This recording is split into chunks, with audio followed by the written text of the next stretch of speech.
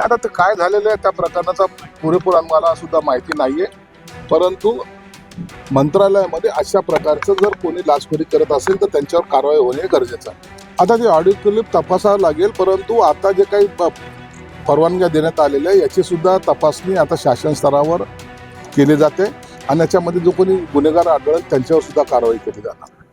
Black box हा कधीही तात्काळ नष्ट होत नाही हे सर्वांचंच मत आहे, तज्ज्ञांचं सुद्धा मत आहे. परंतु जर हा नष्ट झाला असेल किंवा आणखी त्यात काही सापडलं नसेल तर निश्चित त्याची उच्चस्तरीय चौकशी ही सरकारने केली पाहिजे. संभाजीनगर शहर हे उपराजधानी आहे. या ठिकाणी मोठमोठाले नेते असतील, राजकीय नेते असतील किंवा इतर मोठाले VIPs यांची मुवमेंट दरवेळेस चालत असते आणि हे वाढतं शहर असल्यामुळे गुन्हेगारीचा सुद्धा तेवढाच आलेख कधी कधी आपल्याला चढताना सुद्धा दिसतो. परंतु पोलिसांकडे वाहनांची कमतरता आणि असलेले निकृष्ट दर्जाचे म्हणजे काय जुने झालेली वाहनं तेच ते वापरत आहेत. म्हणून आज आम्ही आताही नाही याच्या पूर्वी सुद्धा DPC मधून या सर्वांना मग शहर पोलीस असेल, ग्रामीण पोलीस असेल किंवा रिझर्व्ह पोलीस असेल यांना सर्वांना वाहन देण्याचा आपण एक संकल्प केला होता. जवळपास आतापर्यंत 45 वाहनं मी या शहरामध्ये दिलेली आहेत. त्यात ॲम्ब्युलन्स असतील, व्हॅन्स असतील आणि त्यामुळं पोलिसाच्या कार्यक्षमतेमध्ये सुद्धा फरक पडेल. म्हणून आजचे हे जे वाहन आज आम्ही लोकार्पण केलं किंवा लोक ज्या पोलीस स्टेशनला दिले, मला वाटतं यामुळे गुन्हेगारी शोधण्यास किंवा त्या आरोपीला पकडण्यास निश्चितच त्यांना पाठबळ मिळेल आणि यांचा उत्साह तोच त्या गतीने वाढेल. साहेबांच्या कार्यालयावरती कारवाई झाली, या कारवाईची माहिती आधी मुख्यमंत्री कार्यालयात देण्यात आली होती आणि त्यानंतर ACB कारवाई केल्याची माहिती समोर येते, चर्चा सुरू होती. आता ते काय झालेलं आहे त्या प्रकरणाचा पुरेपूर आम्हाला सुद्धा माहिती नाहीये, परंतु मंत्रालयामध्ये अशा प्रकारचं जर कोणी लाचखोरी करत असेल तर त्यांच्यावर कारवाई होणे गरजेचं आहे. एक अल्पसंख्याक विभागाच्या आढावा मॅडमचा एक ऑडिओ क्लिप समोर येतोय. त्या ऑडिओ क्लिपच्या माध्यमातून 2,500 ते 3,000 संस्थांना अल्पसंख्याकचा दर्जा दिल्याचं चर्चा समोर येते त्या ऑडिओ क्लिप मध्ये.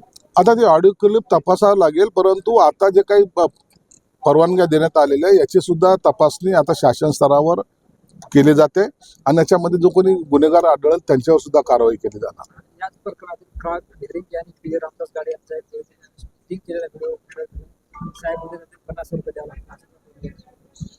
आता ह्या सर्व गोष्टी ज्या आहेत त्या तपासाचा भाग आहे. जो पण तपास पूर्ण होत नाही त्याच्यावर भाष्य करणं योग्य नाही.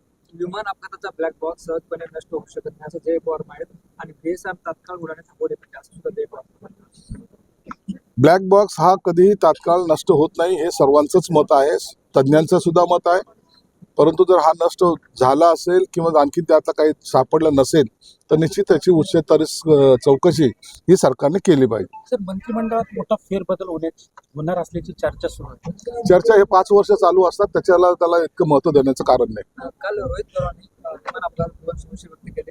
पायलटला कोणी ब्लॅकमेल केलं होतं का आणि पायलटला विमान आदळलं का? या सर्व रोहित पवारांनी केलेल्या आरोपाची चौकशी शासन स्तरावर केली जाईल. वेगवेगळ्या एजन्सी आहेत त्यांची चौकशी केली जाईल. त्या चौकशीमध्ये जर काही आणखीन काही तुम्हाला जर आपल्याकडे माहिती असेल तर ती दिली पाहिजे आणि सखोल चौकशी करून जर खरंच घातपात असेल तर त्याच्याबद्दलचा गांभीर्याने घेऊन जो कोणी याला कारणीभूत असेल तर त्याच्यावर कारवाई झाली पाहिजे. तर मनोज जरांगेने उल्लेख केल्याप्रमाणे रंजना नागपूरकर या महिलांच्या मुंडेंवर गंभीर आरोप केले, मुंडेंनी फसवणूक केली असं आरोप आहे.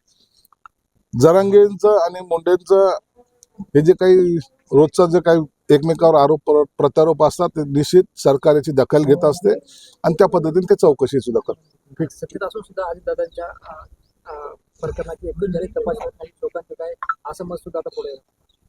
चौकशी ही अत्यंत VIP असलेला अजितदादा आहे, म्हणून चौकशीमध्ये कोणताही बारकावे राहू नयेत, कोणती उणीव राहू नये ही सरकारची भूमिका आहे. म्हणून सरकार त्या पद्धतीने तपास करत आहे. आता या सगळ्या प्रकरणात रोहित पवार यांना झेडप्लस सुरक्षा द्यावी असं सुद्धा मागणी त्यांना पाहायला ज्या पद्धतीने पत्रकार परिषदेत आवाज नाही, असं काही नसतं. ज्या त्याची एक कमिटी असते, हे कमिटी निर्णय घेत असते कुणाच्या जीविताला धोका आहे कुणाला नाहीये आणि त्या पद्धतीने ते सुरक्षा प्रदान करतात. त्या कमिटीचा अहवाल फक्त मुख्यमंत्र्याकडे जातो, एवढंच काय. महत्वाचा विषय आयुक्तांनी जे महानगरपालिका आयुक्तांनी एक पत्र दिले जे ड्रग्ज प्रकरणातील गुन्हेगार बेकायदेशीर आहे. बेकायदेशीरपणे बांधकाम करणे असेल, ड्रग्जचा सप्लाय करणे असेल तो गुन्हेगार असेल आणि अशा पद्धतीने जर आयुक्तांनी पत्र दिलं असेल तर महानगरपालिका आयुक्त आणि पोलीस आयुक्त यांनी संयुक्त कारवाई करावी. याला कुणाचाही विरोध असण्याचं काही कारण नाही. हे सगळं होत असताना जलील याला विरोध करताना पाहिजे. मग जलील कदाचित तो त्या ड्रग प्रकरणामध्ये सपोर्ट करत असावा किंवा त्याच्याशी संबंध असावा. पोलिसांनी या दृष्टिकोनातून सुद्धा तपास केला पाहिजे. मोहन भागवत जलील यांचं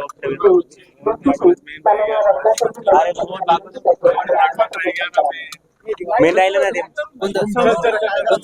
मोहन भागवत संबंधित विचारायचं की तुम्हाला बोला.